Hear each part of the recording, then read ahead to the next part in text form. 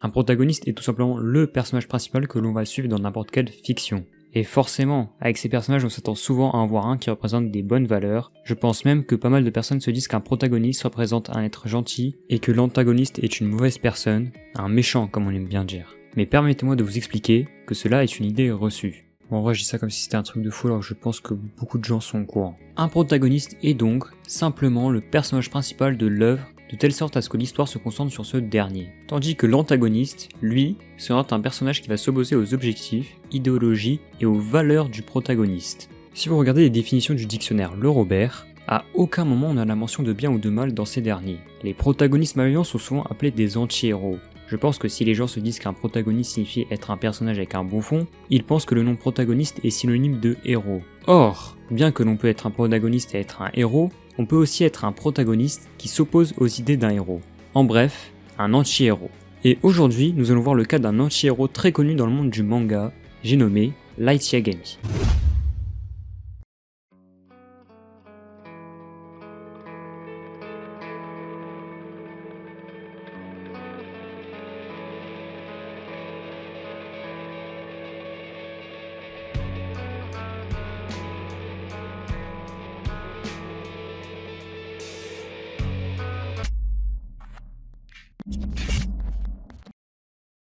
Le protagoniste dans une œuvre quelconque pourrait nous donner de l'empathie, même pour des mauvaises actions. Car en effet, son chemin sera souvent semé d'embûches par les antagonistes qui, eux, veulent imposer leur façon de voir la justice. Mais bien évidemment, on a tous une façon de voir ce qu'est la justice, et je pense que l'un des protagonistes de toute fiction confondue qui apporte le plus de divergence dans la question de bien ou de mal, et le protagoniste d'un de mes mangas favoris, c'est bien évidemment Light Yagami. J'aurais pu prendre des exemples différents comme Walter White dans Breaking Bad, Lelouch dans Code Geass, ou encore Deadpool qui est l'exemple le plus connu je pense. Mais j'ai pris Light Yagami car on parle principalement de manga ici, et que c'est l'exemple que je connais le mieux. Et si vous avez d'autres anti-héros qui sont les protagonistes de leur œuvre, n'hésitez pas à en citer dans les commentaires quelques exemples. Technique pour le référencement, tu connais. Pour revenir sur le protagoniste de Death Note, c'est l'exemple parfait du protagoniste malveillant. Mais il peut apporter des divergences auprès des lecteurs du manga, comme je l'ai dit avant, pour savoir s'il fait le bien ou le mal. Et si vous n'avez pas lu Death Note au passage, je risque de spoil le manga sans aucune gêne, donc je vous recommande vraiment d'aller lire le manga ou de regarder l'anime pour comprendre cette vidéo. Bref, comme vous le savez, Light Yagami, qui est un lycéen de 17 ans, avec son cahier de la mort, le Death Note, a pour objectif de tuer tous les criminels qu'il voit dans le monde, pour donc réduire le plus possible le taux de criminalité. Dit comme ça, cela peut sembler être un bon geste de sa part, sauf que le souci c'est que Light est littéralement tout seul pour juger qui doit y passer ou non. Et du coup, ses décisions et ses actes vont donc poser problème à la police japonaise, voire même à des pays carrément comme les États-Unis.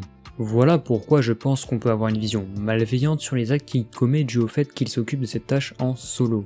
Mais à la fois, on peut se dire aussi que cela est juste, car il se débarrasse d'individus qui peuvent potentiellement continuer de réaliser des meurtres ou d'autres types de crimes. Et donc, Light, ou Kira, si on utilise son nom de code, instaure une peur et une crainte mondiale. De cette manière, il réduit drastiquement le taux de criminalité dans le monde. En tout cas, de ce qu'on peut voir, c'est que ce grand pouvoir qu'il a entre les mains lui a fait totalement changer sa personnalité. Et du coup, je me suis posé une question autour de Light Yagami. Quand il reçoit le Death Note et qu'il voit ce qu'il peut faire avec, est-ce que le fait de pouvoir tuer n'importe qui, n'importe où et n'importe quand ne lui aurait pas du tout donné des idées de justicier, mais plutôt une envie d'être un être qui se sent supérieur aux autres? Honnêtement, c'est plutôt cette impression que j'ai eue auprès du personnage, notamment quand il vérifie si son Death Note marche en temps réel.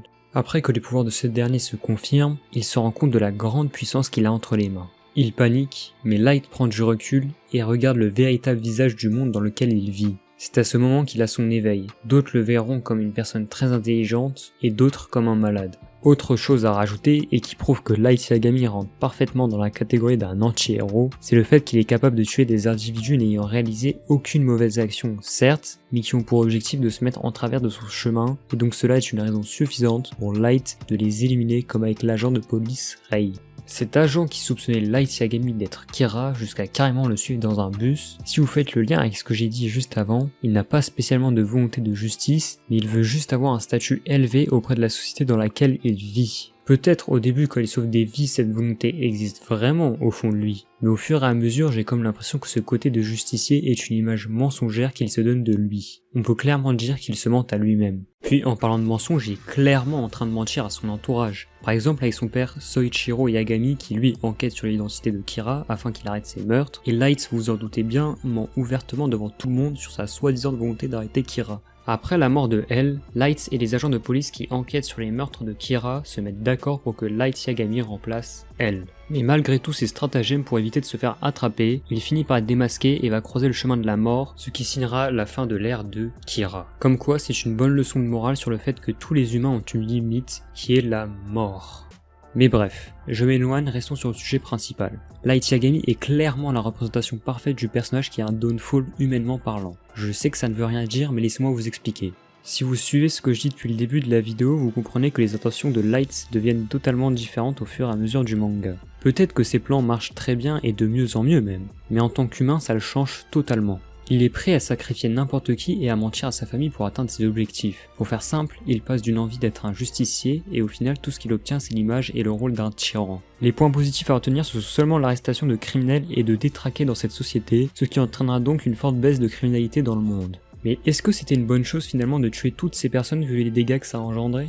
Évidemment que non, vu que d'une certaine manière cela rentre en totale contradiction avec ses objectifs de base qui étaient de réduire le taux de criminalité dans le monde. Et indirectement, il devient lui-même un criminel en tuant des innocents. Voilà donc pourquoi Light Yagami ou Kira incarne très bien le rôle d'un protagoniste avec des volontés dignes d'un anti-héros. Cependant, on peut remarquer que certaines personnes ne sont pas forcément de cet avis, au même titre que dans l'œuvre où certaines personnes acclament Kira pour avoir réduit le taux de criminalité dans leur pays. Des appréciateurs de Death Note sont aussi de l'avis que Kira avait raison de fonctionner ainsi, se référant indirectement au concept d'utilitarisme.